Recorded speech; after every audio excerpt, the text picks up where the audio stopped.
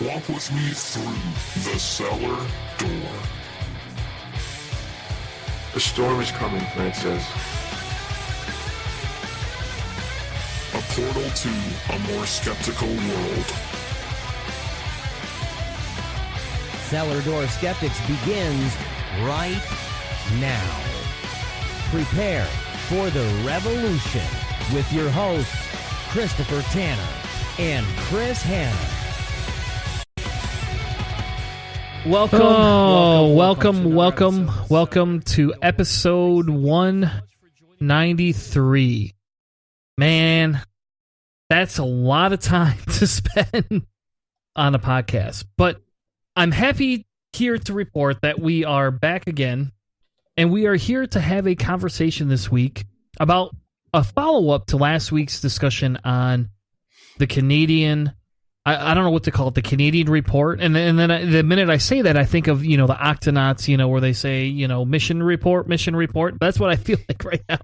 Because we're sitting here trying to watch the live election to see what's going to happen in Canada, even though I don't know how much that's going to genuinely affect the U.S. election. I don't know.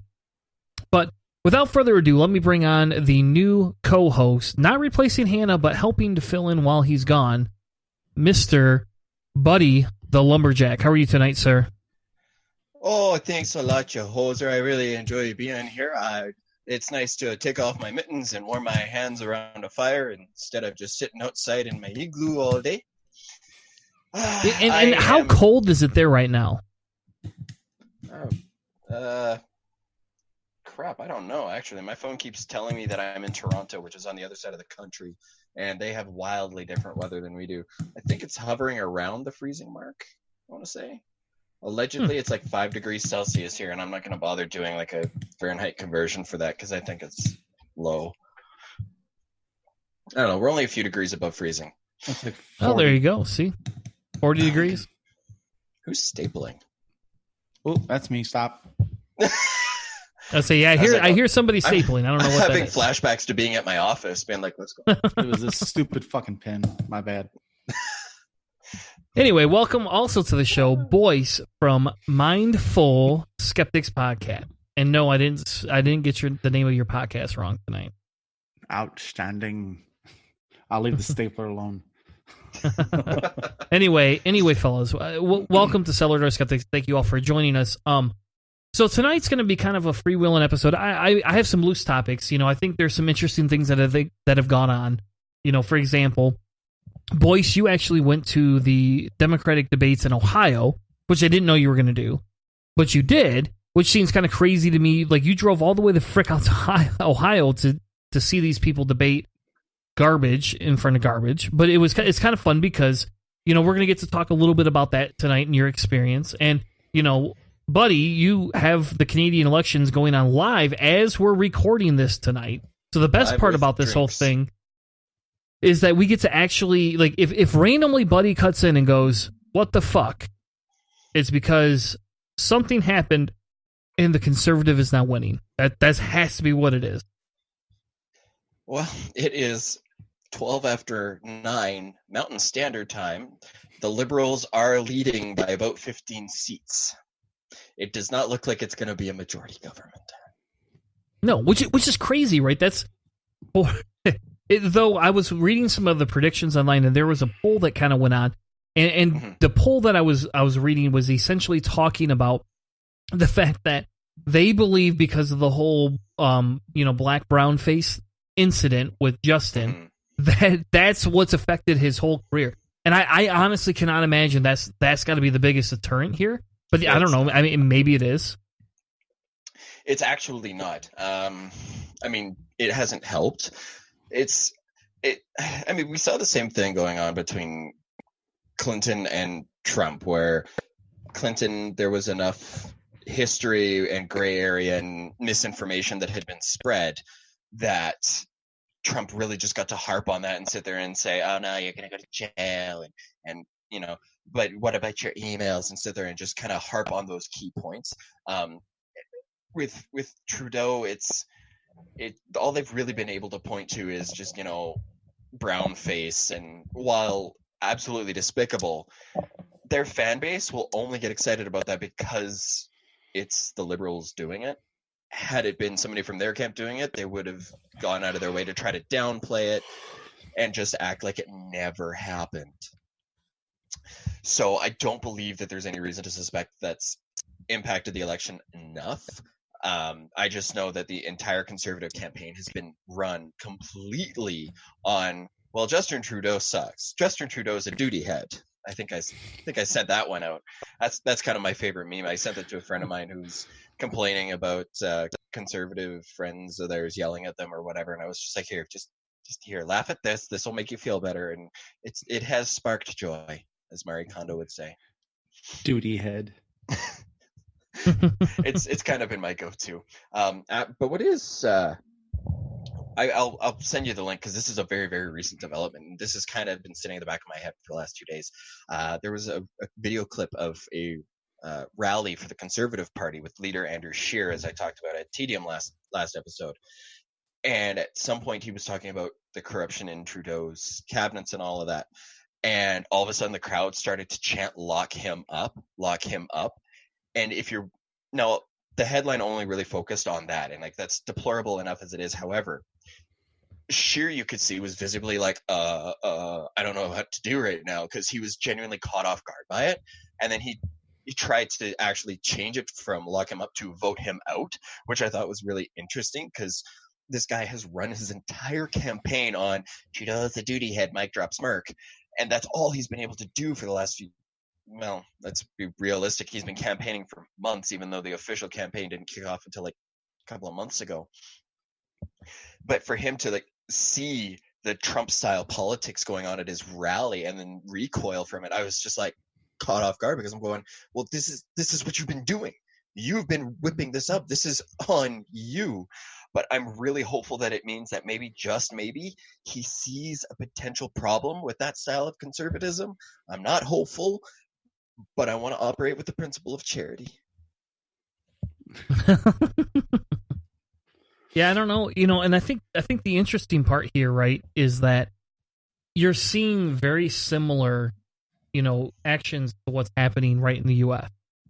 I don't know if this is, maybe it's new to you guys up there, but at some point we kind of look at it and say, hey, this is the exact same thing that's been happening for how long now in the U.S.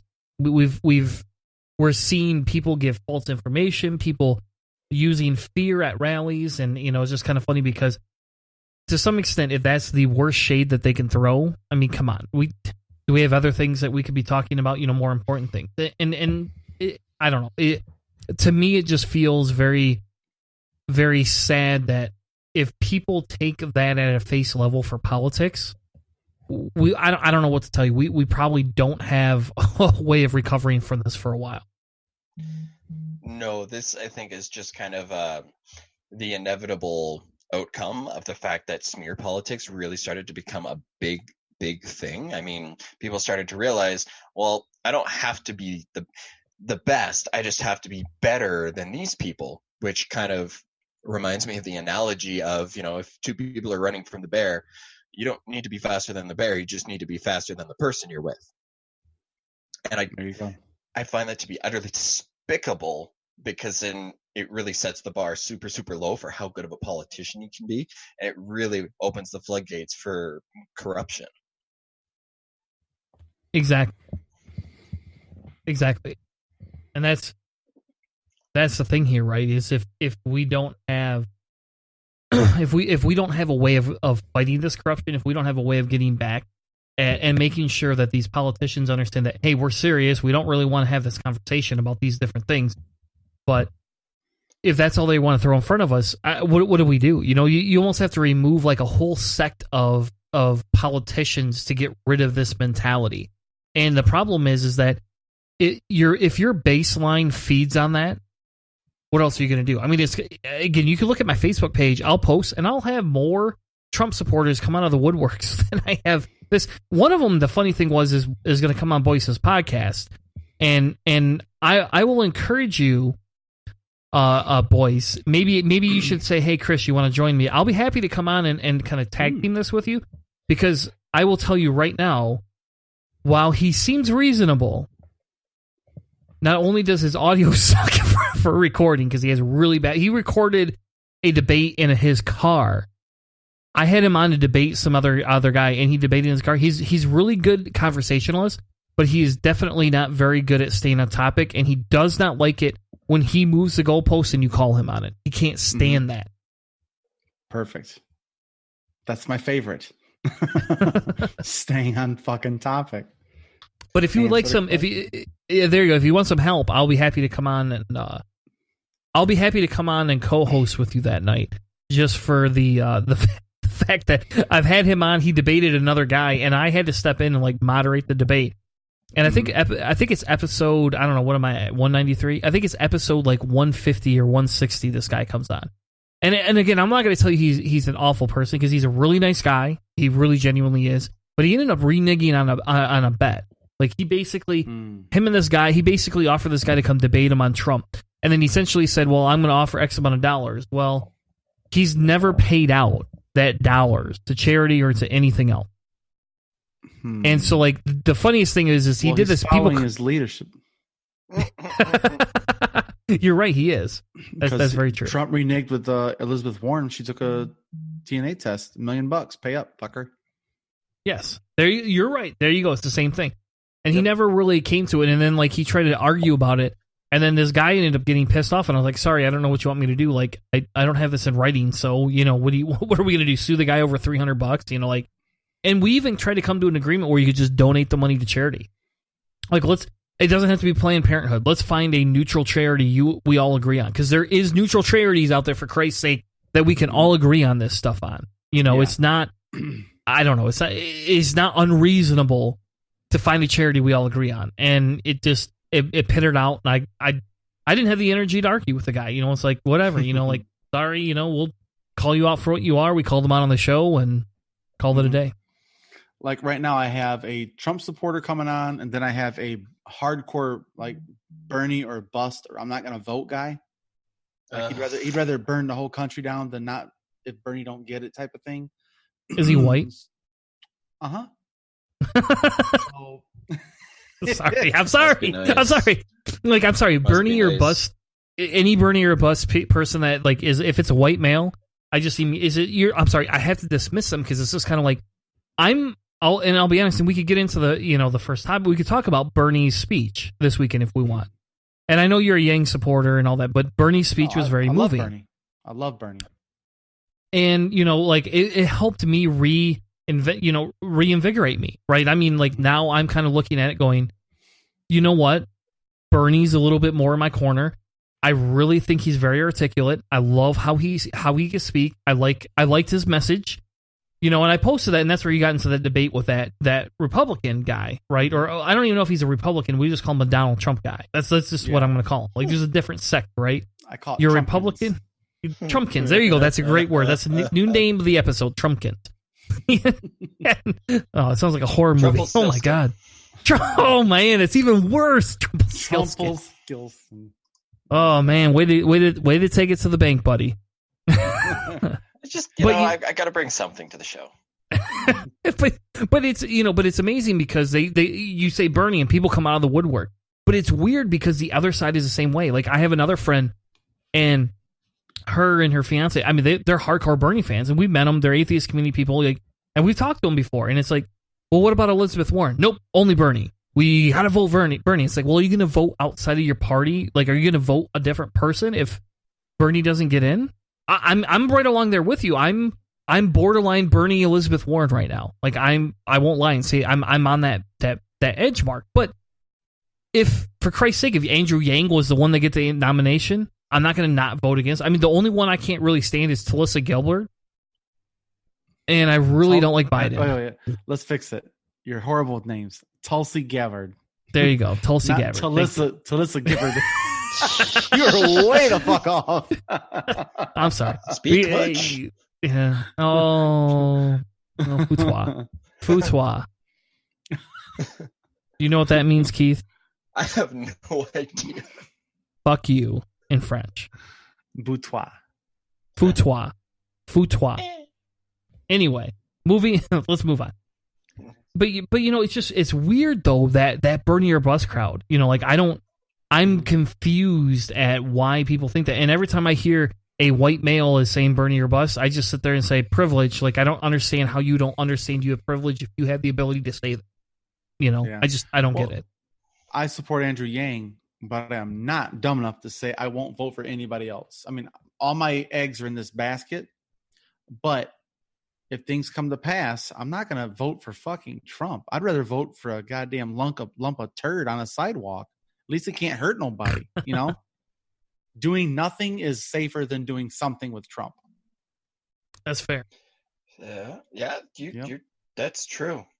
I'd rather vote for the Trumpy bear. You guys ever see that commercial, the Trumpy bear? I'd rather vote for the Trumpy bear. What? Oh, man. Oh, my no, God. I've never dude. seen that. It's okay.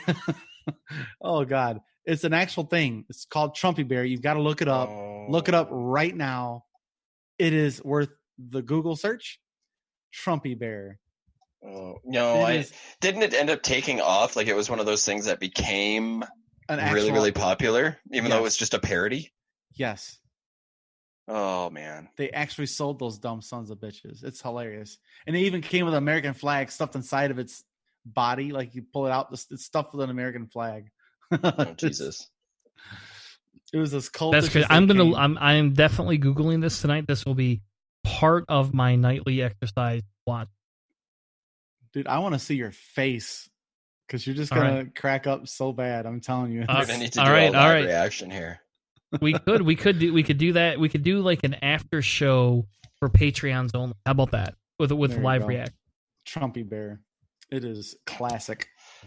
But yeah, anyway. So I'd rather vote for nothing than Trump, honestly. I'll vote for Gary Johnson again if I got to. I don't give a shit.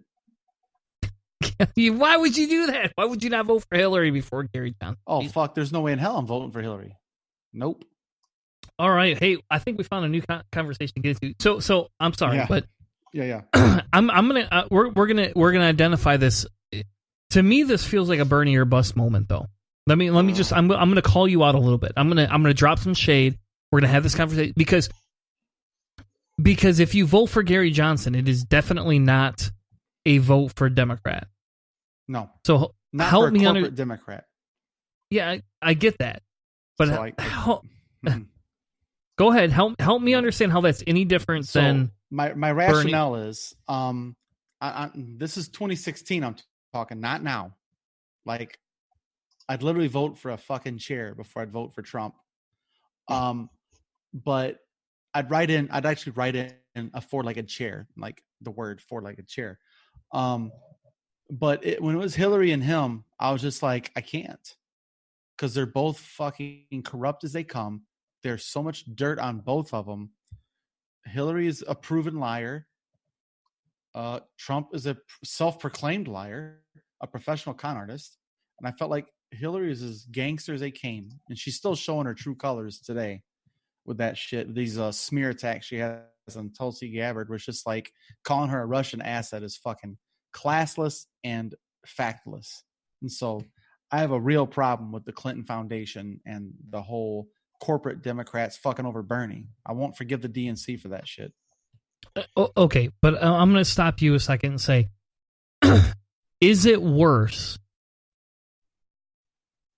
Seriously, is it worse for Trump to get in than it is for you to vote for a corporate Democrat, even if she's a neocon? I don't know.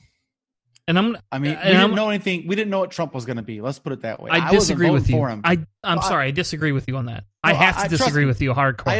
I assume the worst of him, honestly. Let's be real. I mean, I knew it was going to be a fucking shit show. We all knew it was going to be an absolute car accident, train wreck. But to me, I couldn't in good conscience vote for Hillary. I don't give a shit. I'd rather vote for a chair than Hillary, too. She's in the same league with Trump as far as I'm concerned, as far as corruption goes. Just I disagree with you. Corruption. I disagree 100%. Corruption. No. Yeah. Man. No, I can't. All right. I can't get. And again, I'm going to call you out a little bit. And I'm sorry. Yeah. Like I guess at this point. Okay, good. All right, good. So as long as we're on the same page, it's fun. You're a white 40-year-old male. 44, asshole.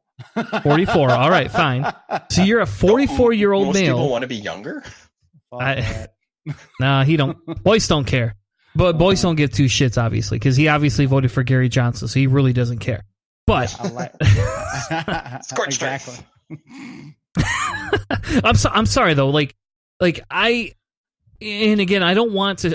I don't want to do this as a shaming thing. Like I want to make okay. So before we get into this and we get aggressive, this is not a shaming tactic. This is because we all got to learn from our decisions. And in my opinion, your decision was a poor decision. And I agree with you. Clinton, as a corporate Democrat, it can be a horrible person. Now, I don't buy into this whole Pizzagate thing. I'm not going to buy into this whole conspiracy thing about people being dead, right? I think she's pro-war. I disagree with that. Hardcore. I won't concede the DNC rigging thing. I'm going to say that topic's going to be... There's a lot of nuance to that topic. But even if it was DNC rigged, even if it was, the problem I have is that Clinton wouldn't take away transgender individuals' rights, right? That's not going to happen. She doesn't do that. She openly supported.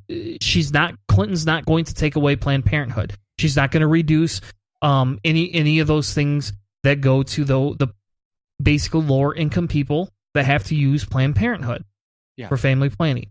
Mm-hmm. She's not going to do either of those things. Just that on its basis right there. To me, when I look at her and Trump lied about his war status, and it's obvious. He's obviously lying about his war status. Like, he's not pulling out like he's doing now because he is anti-war. He's pulling out as a statement, as a way to bully people into his way of thinking. It has nothing to do with the fact that he's actually anti-war. So him and Clinton are the same in that aspect. But the difference is the fact that when you look at the social side of things, Clinton supported more social programs, more social ability to change things than Trump did.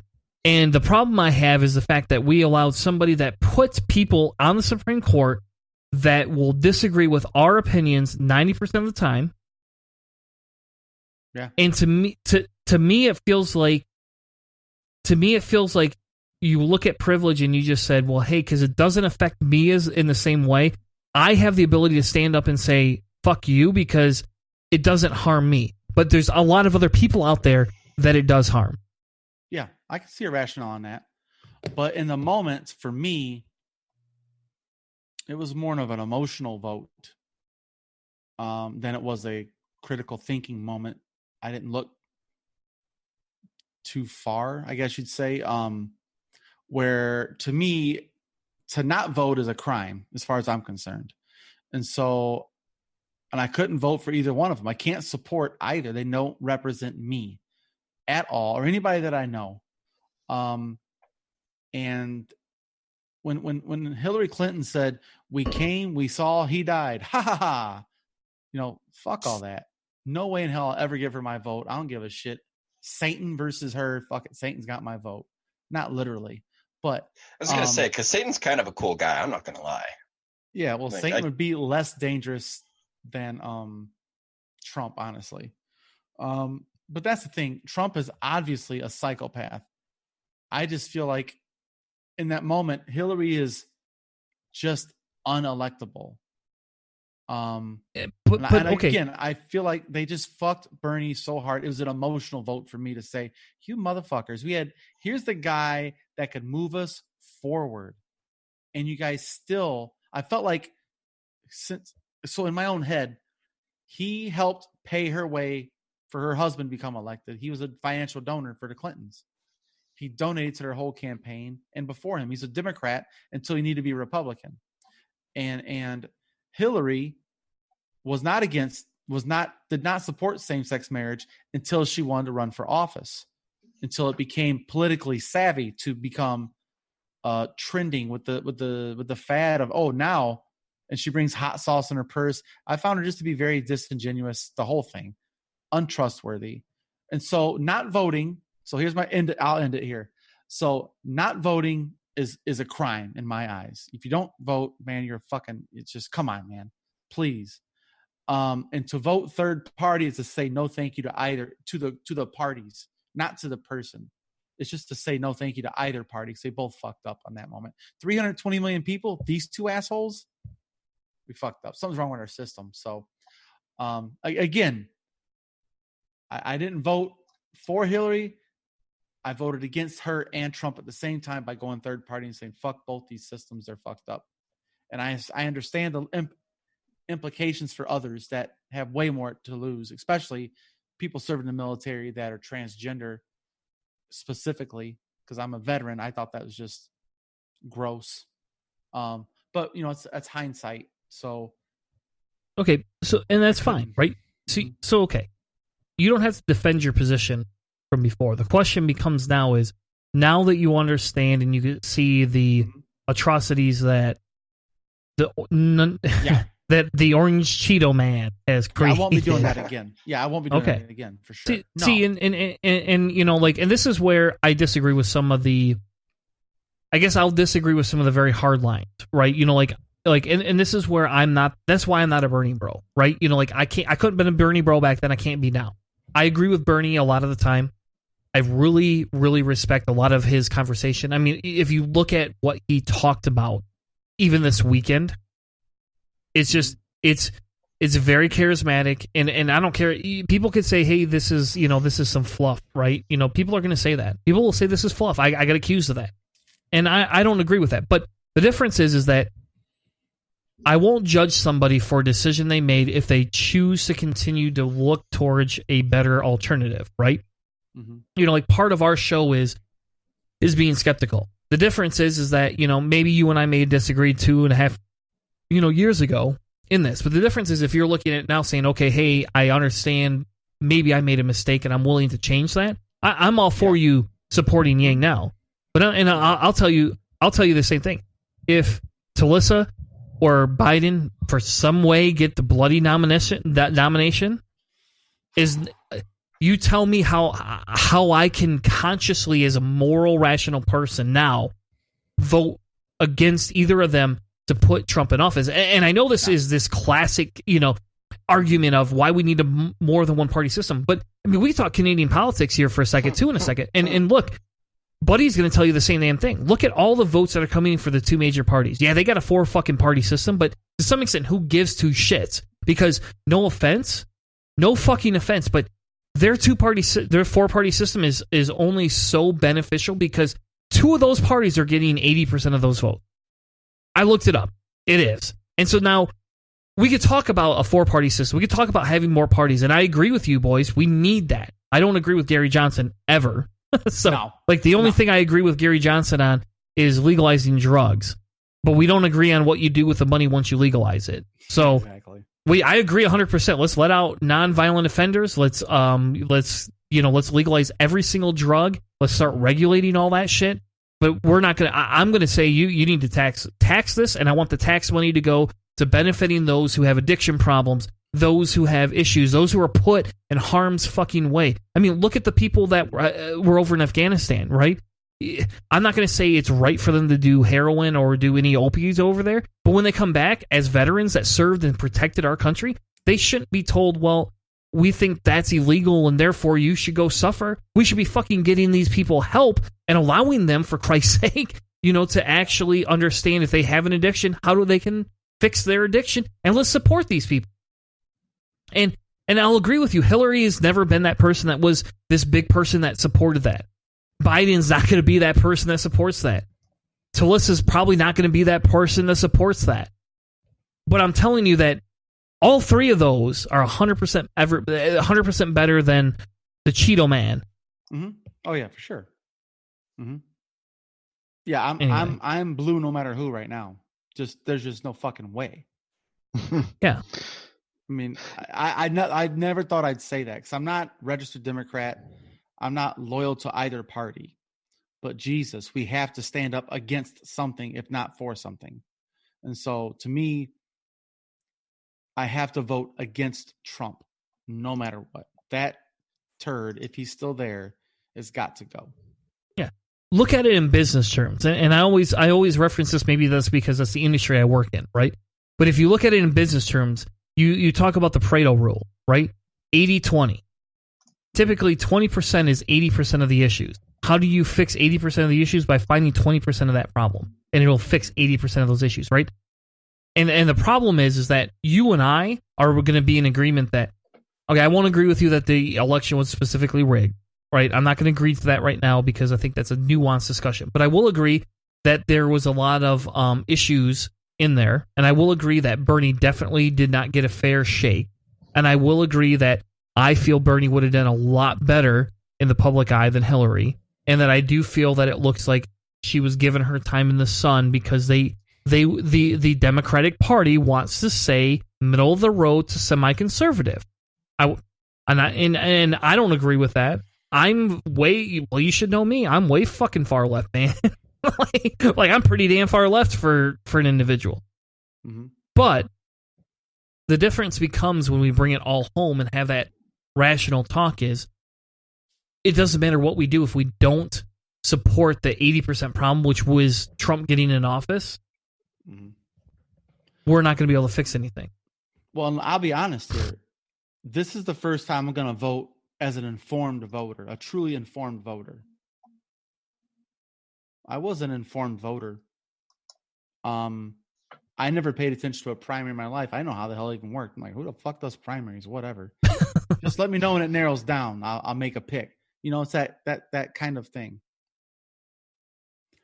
But for me, the bottom line is I will never make that mistake again because now I'm informed and now I have more conversations like this that will make me pause just long enough to think through this instead of being like, fuck all this bullshit. Gary Johnson, you earned it by default. That's what it comes down to. He didn't earn it. He just got it by default. It's emotional.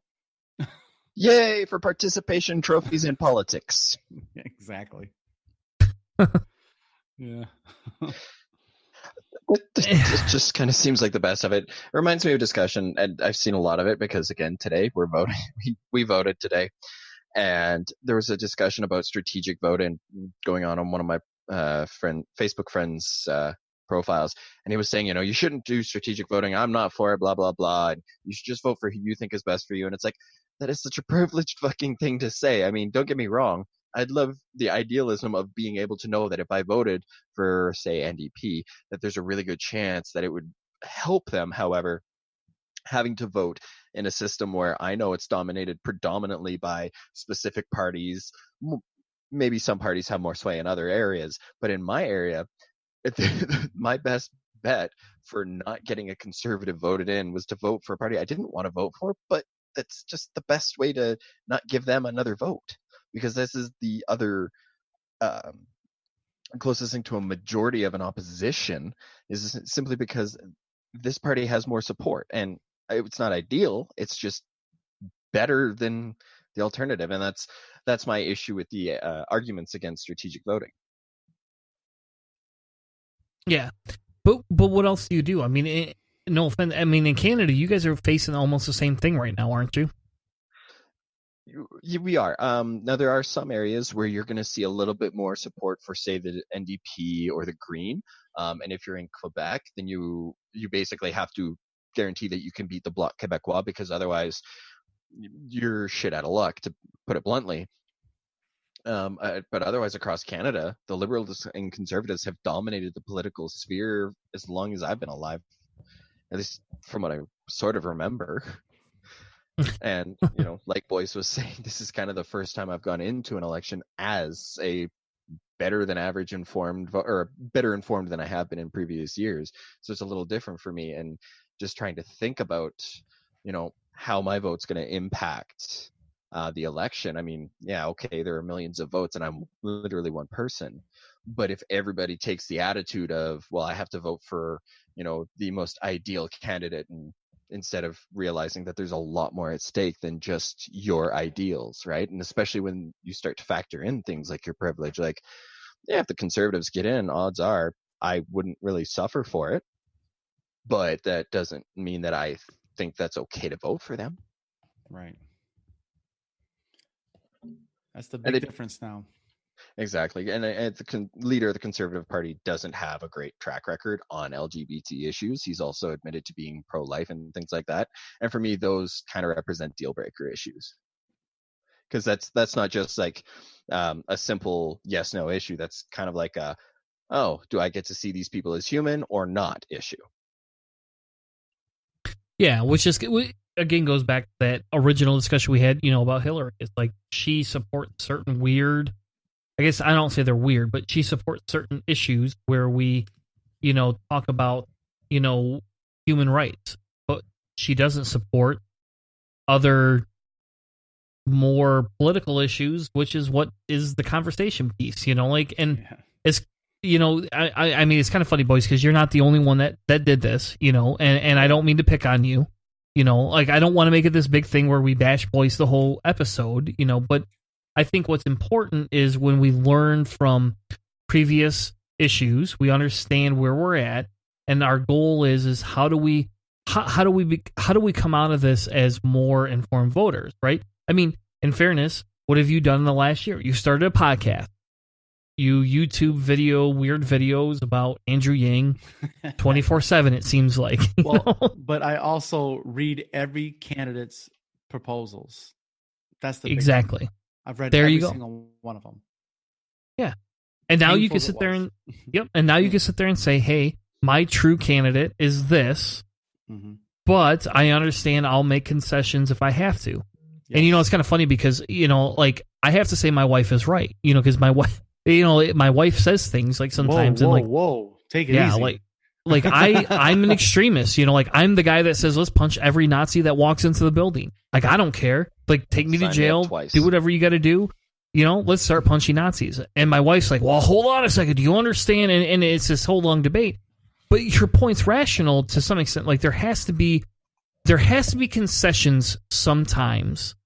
Even if we don't agree that there should be concessions about a human's life, we do have to make concessions in the real world. And while I'm going to tell you, I'll still punch a Nazi every time I see one. No questions asked. It's not going to be a, I've told my kids, I said, by the way, if we see Nazis in the crowd, take my cell phone because you're going to have to call to have it come get a ride. It's not going to be, I'm going to be going to jail. Hold my beer. Oh, it'll be sober, man. This is not I don't have to get drunk to do this. It's just going to be what the fuck's wrong with you? I'm just going to hit them. I don't know what else to do. I don't know another logical way. You're not going to go up and rationalize with one of these people. At some point, certain people are trash. Child molesters are child molesters, no matter how much you want to rationalize it. And we can say they need therapy. We could say we need to isolate them. We could say all these other things, but they're still child molesters. And yes, it's a disease. And yes, they need to, we need to help them with it. But at some point, they're still a child molester that can harm somebody else. A Nazi, while whatever disease it may have, is still a fucking Nazi. I guess I'm turning the explicit tag on now, but they're a fucking Nazi, and I don't know how else to say this. When you see a Nazi, punch Americans, Americans in the 40s didn't see a Nazi and go, "Hey, buddy, let's have a conversation." They shot them, they killed them because they were murdering people. For fuck's sake, if you see a serial killer, you don't go, "Hey, let's have a conversation about whether you should kill this kid or not, whether you should kill this other human or not." We don't have that conversation. We isolate them, we attack them, we constrain them, or we kill them. It's very simple to me. I just want to point out, Canada was on the killing Nazis train before the States was, just saying. All right. We'll be in the caboose. All right. Anyway, I think we've exhausted that enough. But I think the point still stands, and I think as we move on, because I would like to talk a little bit of Canadian politics, even though I have no idea if this is going to get us any more viewers or not. But I think it's interesting to compare the two topics because we're having our Democratic debates, right? And I mean, hell, we didn't even get into the Democratic debates. I don't think we got into one where we actually talked about them. Mm-mm. And there's a lot. No, and there's a lot of interesting things that went down for them. I don't know. Should we talk Democratic debates first, or do you want to move to Canadian debates? Have you guys even got any results in Canada? Actually, they're just wrapping up the last bunch of seats and whatever. However, the way the polls have been tallying up, because they are kind of updated fairly regularly, it's a liberal minority government. It's not great, but it's better than I was worried it was going to be. So I don't need to cry much. So how many seats are left? Because it shows 157 seats. They need 13 more. So in order to be, that's kind of a standings thing. So it says 150. That's just 150 ridings that they're leading in. They've been elected for sure to 128, and they need 170 to get the majority, but they haven't had enough support to. Oh my God, there's an independent that might win a seat. Weird. But they, because they're leading in so many more, and they already have so many elected seats, the Conservatives aren't projected to even get close to where the Liberals are currently. So. Oh, I see. So the fully filled in dots are confirmed. The ones that are just outlines are not. Yeah, actually, if it helps, click and drag on that little chart, and it'll give you a better breakdown. It's less of a graph and more of an infographic table, if you will. Oh, there it is. Okay. Yeah. Gotcha. Yeah. Which is weird to me, right? I mean, it's a little weird because the funny thing is you're going to say, hey, it's this minority government, right? It's this minority thing that's going to happen for the Democrats. But again, we got to look. Let's look at this. Let's compare this back, because we tried to do this last week, and I don't think we were very successful in this. But let's compare it back to American politics, because Americans are superior to some extent, right? You know, like anyway. Give your head a shake. But let's go back to American politics and say, okay, in relation, when you say it's a minority government, what do you mean by that? Is that like looking at basically saying we have the House, but the Republicans have the Senate? Or is it like saying, you know, the Democrats own a third of the presidency and we have like a president that's like bipolar? He's like a third, Republican and a third Democrat? I don't know. Relate people. This to me. It just means that they're going to have to work with other parties to build up enough votes to get basically anything passed. Yeah, they can't. So why is that a problem? Unilaterally. Why is this a problem? Well, it's like us having a Congress is completely Republican and president's Republican. They don't have to worry about working with nobody. They'll just push it through. And they're doing the same thing here. Well, we don't want that. That's what I thought. What he's saying is that it's going to be a more well-rounded theocracy. Well, it puts the checks and balances for their party, because a minority party has to work with other party members to get votes. It's got to be more centrist then. It might.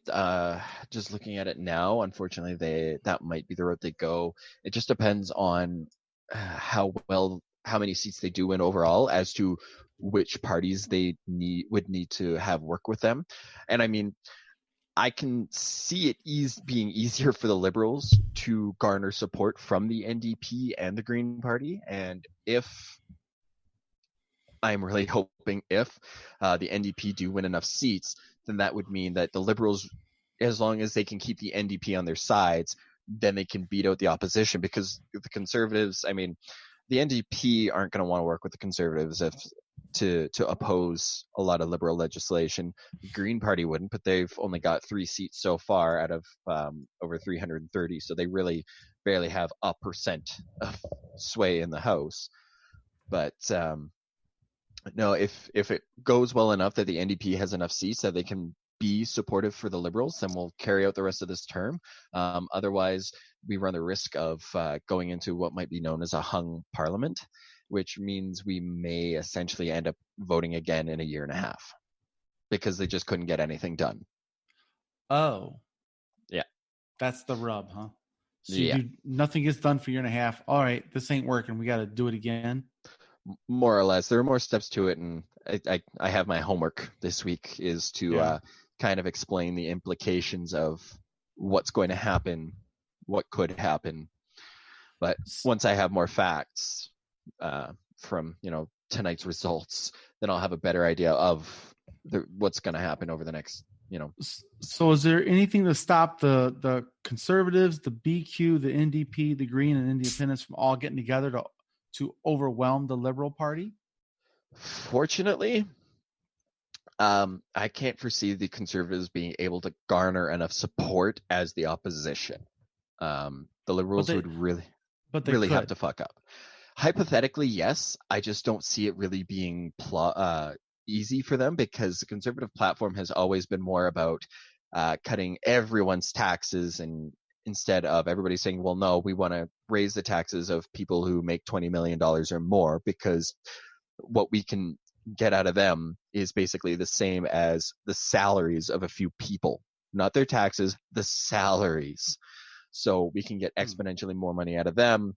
I know the environment was a huge issue in the debates that we went over last week. It was a lot of fun, Boyce. You missed a great show. Sorry, I can't say that with a straight face. Hey, come on. To be fair, the debates were actually a lot more interesting to watch than I ever thought they would be, which kind of amazed me. But that's just an odd little thing. But no, even if the Liberals only win half of their projected extra seats, that would put them at like 145. So they would only need to win impress 25 more seats to get the votes to have the majority. Gotcha. To get shit done. Exactly. Yeah. Which is better than the conservative government that I thought we were going to have. So this is a good thing. It's not as good as you'd like it, but it's good enough. Yeah, exactly. Yeah, that's why I'm not crying. But at some extent, though, as much as you and I may want that complete liberal push, at some point we have to admit that having a well-rounded or somewhat well-rounded government will make for a better society to some extent. It's not going to be perfect, and it'll move slower than what we want. But I mean, to some extent, we want some of this, right? I mean, we want that, do we not? I mean, look, Boyce voted for bloody Gary Johnson, for Christ's sake. So like to some extent, do we not want some of that? I think it's important for checks and balances to curb all appetites slightly. Right. Me personally. I mean, checks and balances are always going to be important, and it is nice to see that there might have to be some inter-party cooperation, because to be honest, we kind of fucking deserve it after the entire election cycle has been, well, Trudeau did this, Trudeau did that, Trudeau. It's like, I don't give a shit what he did. He doesn't have my explicit support. He only has my support because it's kind of like I defaulted to that because I thought that was the best way to not let somebody who I thought was going to be infinitely worse win. That was why I did that. But it would be nice to see some cooperation, hey, we're going to work together, as opposed to, oh no, these people are shit stains, they can't do what we want, blah blah blah. To me, it was just a whole lot of childish mudslinging. Yeah, I just think that you got to have some opposition sprinkled in there to keep a little bit of, because if you had ultimate control, then you're going to have more of a authoritarian type of government where you're like, you're going to do what the fuck we say. We got the numbers. Ha ha, fuck you. We ain't got to work with you. And then you're going to have more tribalism. And that's not good for any governments. Yeah, exactly. And the checks and balances, as we see everywhere, are absolutely crucial in keeping those from who have a semblance of power from just kind of running amok and just bulldozing everything they don't like, and to hell with everything else. Go into her, raise a black flag, wage war against all the world, because nobody's going to stop you. Yeah, and I think that's the key here is, as much as we want to preach this is the agenda, that we're the leftists, we're this and that, we also want to explain that, we have to work with the other side or work with those. And my hope is that the Democrats will split and that the conservative Democrats will pick up extra votes, right? Like we're going to get some of these side votes that we have from the Democratic Party, because of the fact that, like the neocons, which is what I consider the Clintons are, they're going to pick up a lot of the conservative voters that are sick of this racist BS and sick of all that. And then, there's those of us that are on the far left that are going to see a secondary Democratic Party or whatever the hell you want to call it.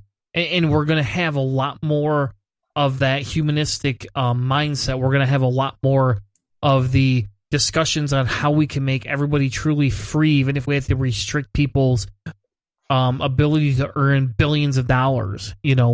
I think that it's important to see if the Democrats split and can pick up more votes. I think that we'll see a lot better, more well-rounded society in the long run. And I do, because of this choice rank voting thing that they're trying to propose, I do think it'd be a good idea to have a Republican Party that was farther right, Libertarians that are center right, Democrats that are, I don't know how you want to word it, but Center left, and then you got the liberals, or I'd say progressive party that's left of center left.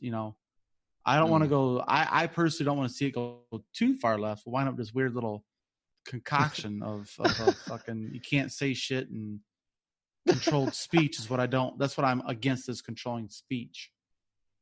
Saying you can't say these words because it hurts people's ears. It's just a noise coming out of your mouth. And again, this is a limited scope I'm talking about, because words do matter.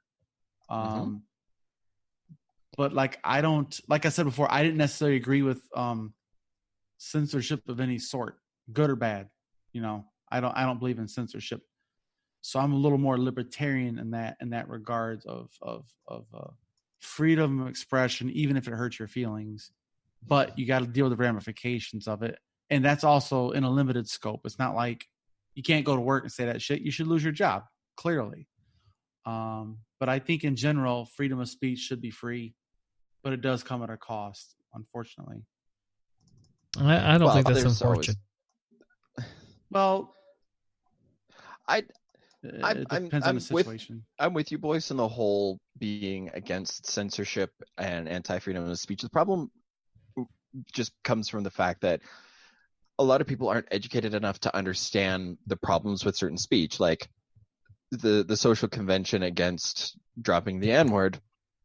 That's not so much governed by censorship. That's just being respectful and understanding that that's kind of a word that we really shouldn't be using because it was used for so many years to dehumanize and degrade. And I think maybe with better education and understanding of why these terms are socially undesirable, I guess would be the best way for me to put it.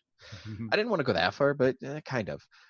Is just to increase the education and awareness surrounding the nature of them. So that's kind of like, I guess, going back to what I was saying a few weeks ago regarding Indigenous issues in Canada, is just increasing awareness, increasing education, so people can at least be empathetic enough to say, oh, that's how I make somebody feel when I use this word. Well, that's a lousy way to make somebody feel. I really don't want to do that, and be being respectful. It's not so much about being polite, just respectful of culture, of context, I guess.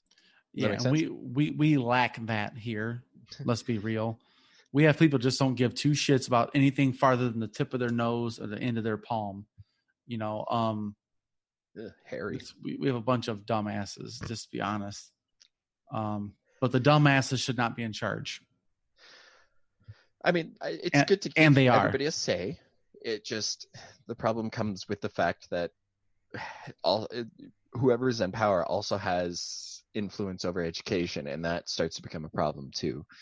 And that's why we've seen so much, to the victor go the spoils of writing history, I guess. I don't know if I got that adage even remotely right, but when you're in charge, you kind of have the ability to influence, the way people think, the way people approach things, the way people learn things, the way things are presented. Mm-hmm. And that's just an awareness that we need to have. Well, and also have power to hold people accountable. Right. That's something we're lacking that significantly, is accountability for dumbassery. That's my favorite that's a throwback to Bush. A little bit of dumbassery. Oh, did he say that? No, but that's how I picture him saying that. They misunderestimated us. Yeah. Pontificated. He just makes up weird words. Yeller. But yeah, I just think that get her done. Oh, Jesus. All right, Larry. All right. That's funny right there. There you go. Right, Jesus. I think I got rich off that dumb shit. All right, buddy. It's amazing. Here's your sign. Growing up, I really liked the Blue Collar Comedy Tour. Yeah. And I thought it was hilarious. I laughed. Yeah. I mean, I've got a lot of issues with them nowadays. Ron White, not as much, because he seems to be the more progressive of the bunch. But like Jeff Foxworthy, I mean, he's got some funny stuff out there that I got into. Like when I was a kid, I mentioned a lot that I grew up in kind of a conservative background. Well, I was also kind of grew up, right next to the trailer park. So that should kind of explain my draw towards you might be a redneck, because I could relate to a fair bit of it. Those are my people. Yeah, well, you should never really forget where you came from, and I mean, I try, but is that why you supported Gary Johnson? Yes, it's a shout out. It's a shout out to my trailer park and welfare state. I'm sorry. I should not dig at you. I should not. I don't care. I'm open about. That's why I'm honest about this shit. I welcome all criticism and corrections, and I'm open about that. I know you don't like this, but look at that. Yeah, you should burn that, man. I got the meat Tulsi. I like or it. not, because that'll release toxic stuff into the atmosphere. Come on, Chris. You should. There you go. Fair enough. You should process that in a proper recycling plant right now. There you go. Because that lady is nothing but hot garbage. I'll put this in Flint's water system to clean it up. It would probably be better than Flint's water system. Oh, that's so dark, but not inaccurate. Here, you want to know a weird side note? I love it. All right. If you apply for Medicaid in the state of Michigan right now, there's a question they ask you about if you live in Flint during this time and this time. Like, it's a question that's like a precursor, because I'm wondering if like you click yes to that, they just go, here's Medicaid. Merry Christmas. Here you go. We can't insure you. You're fucked, buddy. That's a pre-existing condition. We're going to double and triple your rates. Yeah. Pre-existing condition, you live in the zip code. Like, I can't donate blood ever. What? I can't donate blood anymore. Because ever since the Zika virus, I was in Africa and the Middle East. In the military, I can't donate blood. Oh. I donated blood every 56 days or 65 days, whatever it was. I donated every time I could. So there's plenty of my blood floating around there if it ain't been used already. But yet now it's no good, which is kind of weird. Huh. And I really enjoyed donating blood, honestly. Well, that's a weird fetish to have. Because I'm AB positive. It's not a universal donor, but that's the universal recipient. Well, and you can yeah, I'm AB positive. Oh, whatever. Well, Mr. I think I'm typo negative. Yeah, I'm double. Yeah, positive, that's the universal donor. Good. I know, and they don't like it because I smoke pot. Or maybe I shouldn't say that on the podcast, but like people get weird. They ask you those questions. It's like, man, what the fuck you want me to answer this shit? Makes no sense. You don't shoot ask me in your veins. Yeah. Do you do drugs? You don't inject pot? What? Well, no. Man, I've been doing my marijuana as weird for years now. Your plural marijuanas. My marijuanas. Where's your? Do you have like a track mark that explain your life biology inside of your arm? Like, do you like? It's between my toes, man. You guys are rookies. You guys are rookies. No, I just inject it right into my ass like steroids. Oh my god, you do that too? Jesus Christ! No wonder you're so ripped. Look at how jacked you are, buddy. Oh, I love you guys, but no steroids here. All natural, baby. But like, okay, you're gonna sidetrack the shit out of the show, but like the idea of injecting marijuana is just like off the charts to me. Like, I don't even understand that concept. Like, I don't understand. If you've ever been a human, how would you even understand this? Like who goes home and goes, I bet those guys over there are injecting marijuana tonight. It's like, have you ever drank alcohol? Have you ever smoked a cigar? Have you ever smoked a cigarette? Have you ever seen somebody do any of these things? For fuck's sake. All these people used to do all these things. And look, fuck, I grew up watching Anne of Avonlea, right? I don't know if you all know what Anne of Avonlea is. Nope. Not a clue. Google it. Google it. Google it. Just Google it. You know what Anne of Green Gables is? How about that? Yeah. Okay. Anne of Avonlea is like the TV series spinoff Disney did of Anne of Green Gables. Oh. And if you remember Anne of Green Gables, Anne had a best friend, and her best friend drank black or it was black. It was either blackberry or mulberry brandy, right? They made it. It was this big thing. They all got drunk. Right? And you go back to this. You go back to this whole idea.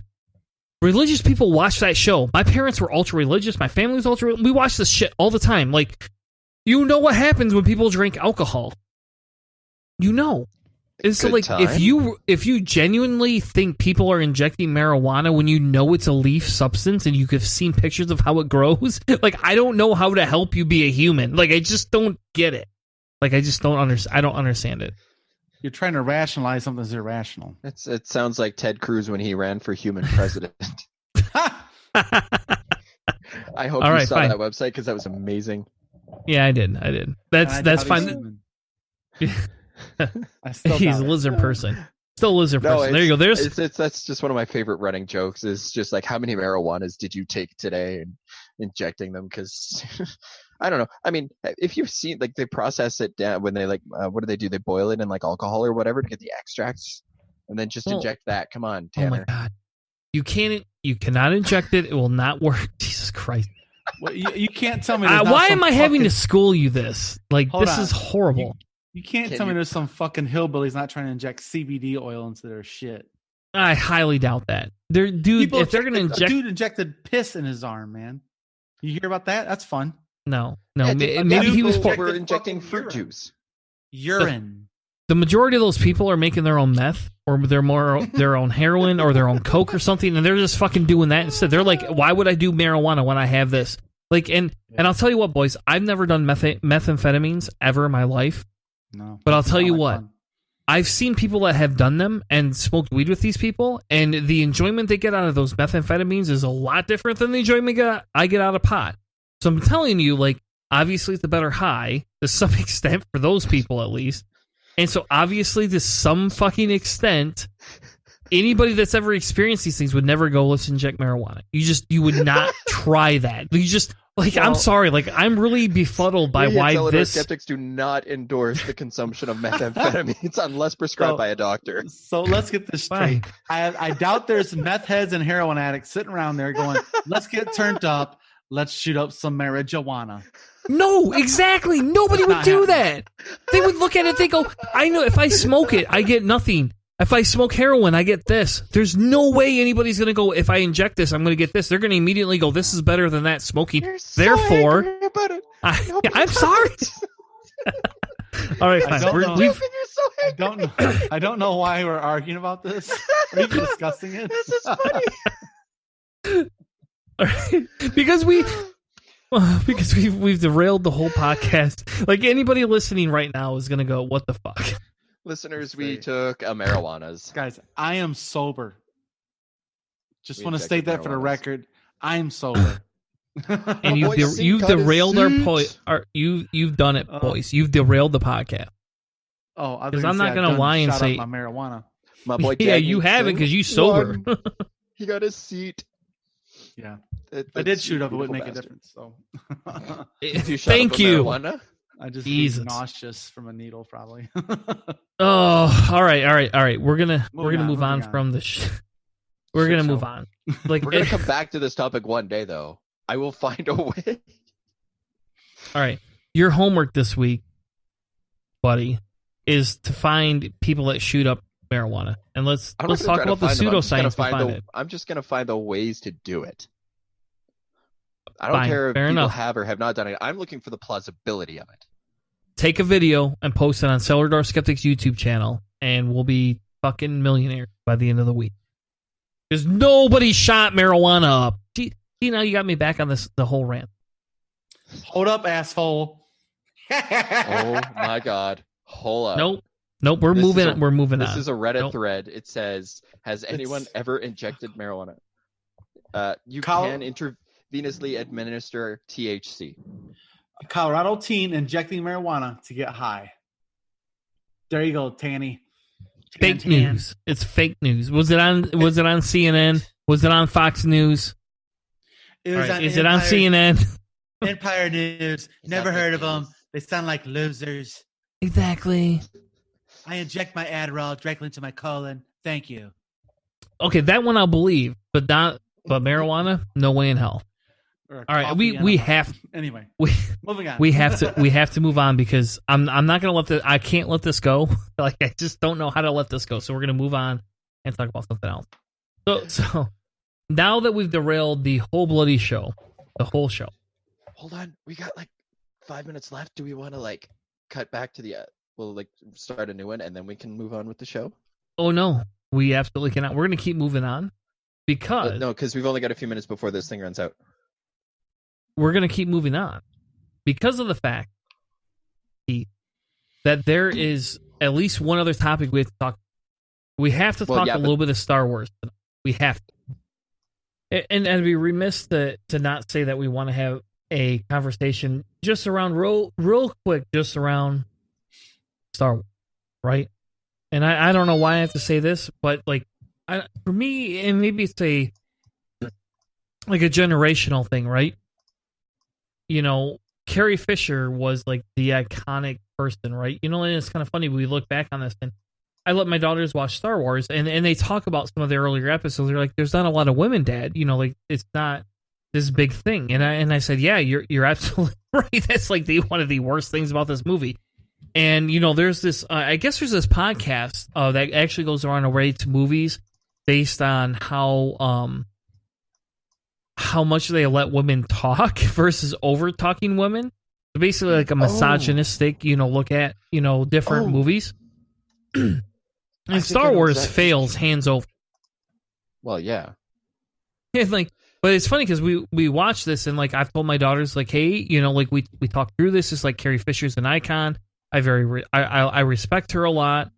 She's an amazing actress. Yada yada yada. And it's all these different things. And it's just kind of funny because then your kids come back and say, well, hold on a second.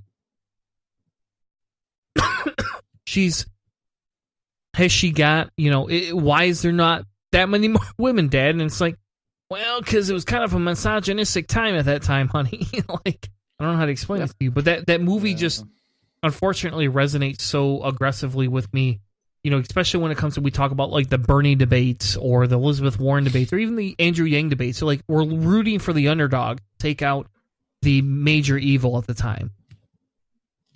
And that's what this feels like in nowadays. Yes, the fucking empire.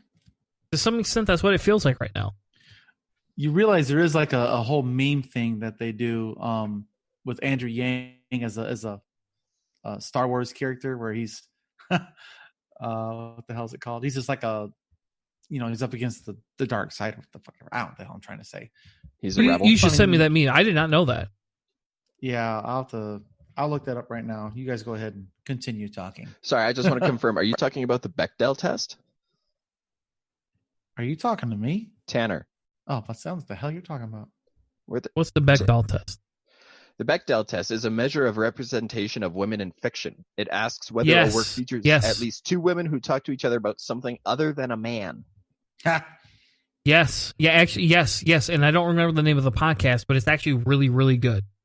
I should look that up. I'm gonna text my wife right now and ask her what the name of that podcast and then is. Link it. It is that podcast is really awesome.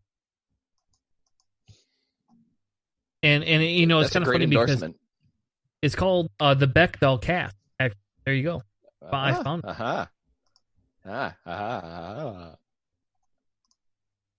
Don't ask me what the hell that was. And they actually go through and they rate each of the different movies. And then, I don't know, like, at first I was kind of somewhat opposed, because it's like, oh man, you're ruining my favorite movies. And then I thought, well, that seems very illogical of me to look at it like this, right? Like, why should I look at, movies being ruined? And it's kind of funny, like, we talked, I think, a couple weeks ago about, I can't remember if it was Patreons only or public, but we talked about, Dennis Leary, right? And for me, Dennis Leary was a big comedian, and I love Dennis Leary, but now I go back and watch his stuff, and it's like, this is horrible. This is like Republican garbage right here. Like, why did I think this was funny? Like, I don't understand it. Yes, exactly.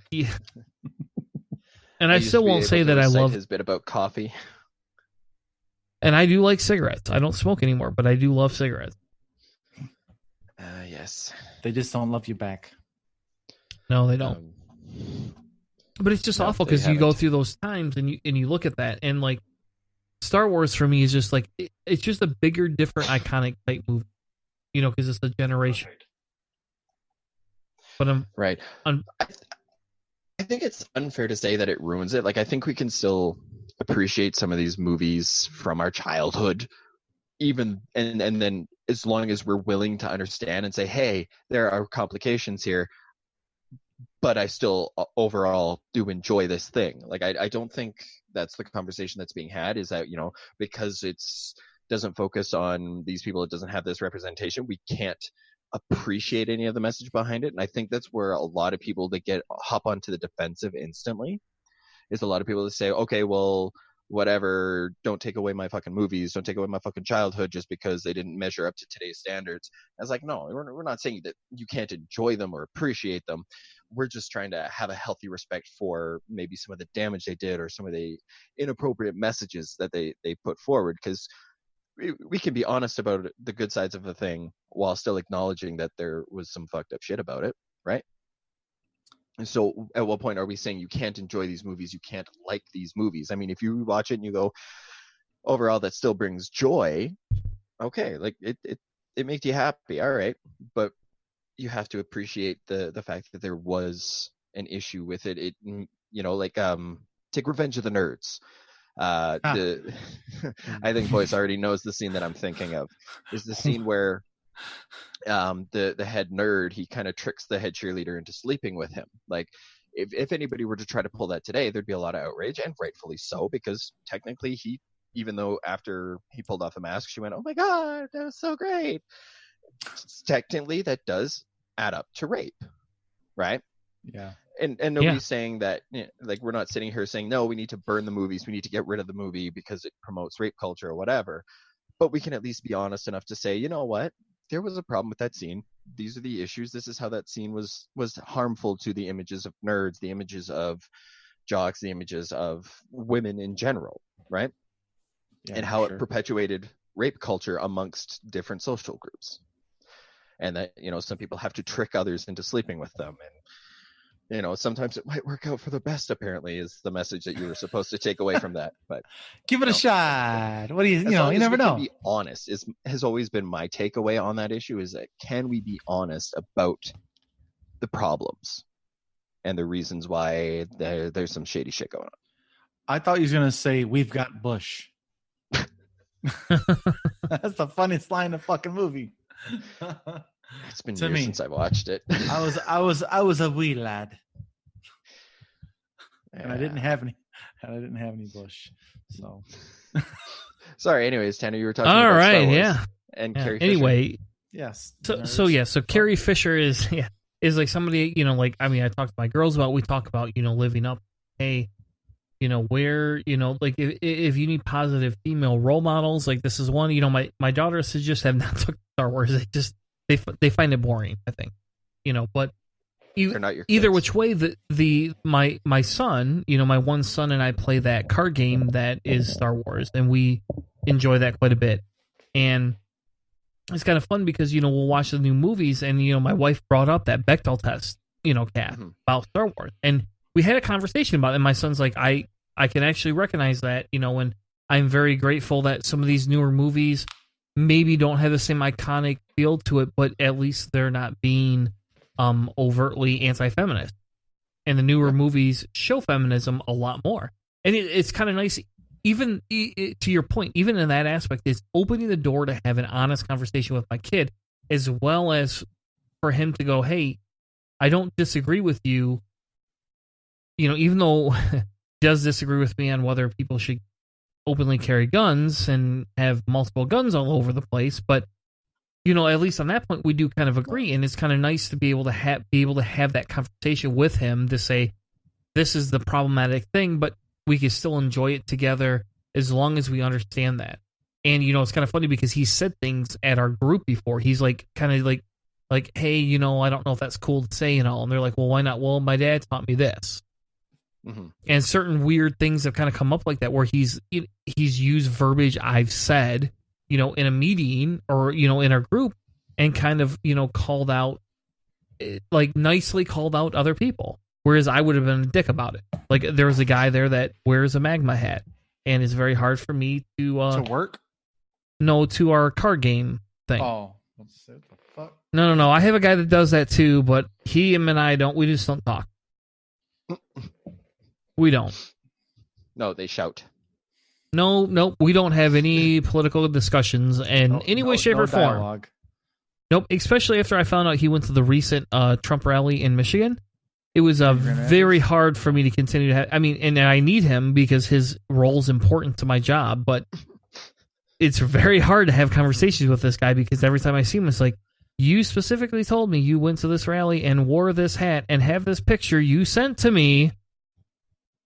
And I feel like posting it. I really do. He sent it to you too? Oh, yeah, because he wanted me to see him in this hat and at the rally. And like, ugh! I didn't save the picture.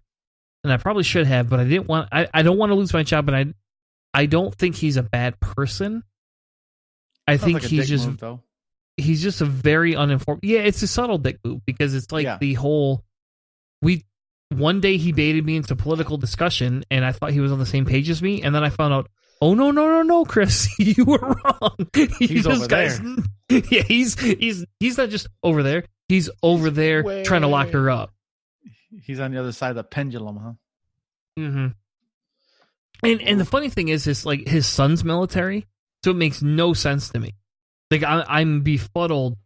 Honestly, by some of his stances because like his son's military and like there's discussions about what happens when you leave the military, and basically his son's living in his basement right now, working a crap job, not making any money, can't afford to live on his own.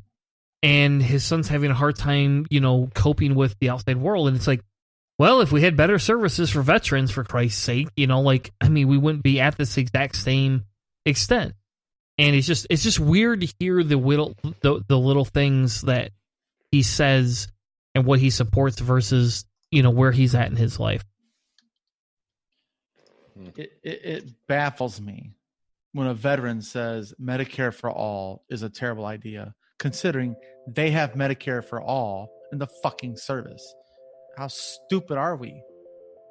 I have VA. I can go to VA. It's Medicare for all, technically, if you think about it. It's the same thing as Medicare. It's just a closed system in the VA. If we had true Medicare for all, then all doctors are VA doctors now. Yep. More Amen. access. How the hell do you not want that? You get to pick any doctor, not just that shithead that took the first job they got out of medical school. Because not everybody deserves health care, apparently? Apparently not. It's pathetic. Anyway, sorry. I get that really pisses me off.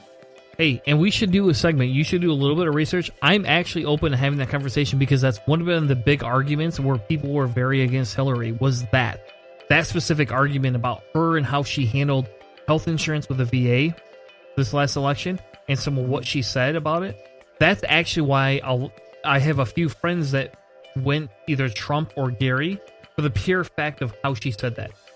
They disagreed with a lot of other things she said, but they really hated that because they're both veterans, and it's just kind of like, what the fuck? Yeah, it's a spit in your face moment. It makes no sense to me, but yep. I don't know. You know what? As we wrap the show up, I think it's been a good night tonight. We've had a lot of fun. Great. A little bit more loose format, but I feel we've had more honest conversations, especially about me getting on a tirade and standing on a soapbox about injecting marijuana. I don't know what to say. Please don't inject marijuana if that's what you feel like you're going to do. It will not work for you. It just doesn't the leaves work. Will clog up your veins. Just smoke a bowl. Anyway, we'll be back a marijuana next cigarette. Reefers. Or a vape. Anyway, we'll be back next week with another amazing episode. And we've been in talks. Side note, we've been in talks with Chris Hanna. He's finishing setting up his studio essentially in his house to be able to start recording with us. And so hopefully within 2 weeks he's going to be able to make his debut. Debut? Is that how you say it in Canadian? What? Debut? No, we say debit. Debit? That sounds stupid because debut would be a lot better. His debut? Anyway, he's gonna come join us back on the show within the next couple of weeks. So All right. Well, thank you everyone for joining us, and have another amazing night. And if you stay after the end of this song, there will be a special Trumpy Bear announcement with Tanner's reactions to this whole thing. We get it, Tanner, you vape. We do a little bit. Anyway, have a good night, everyone. Good night.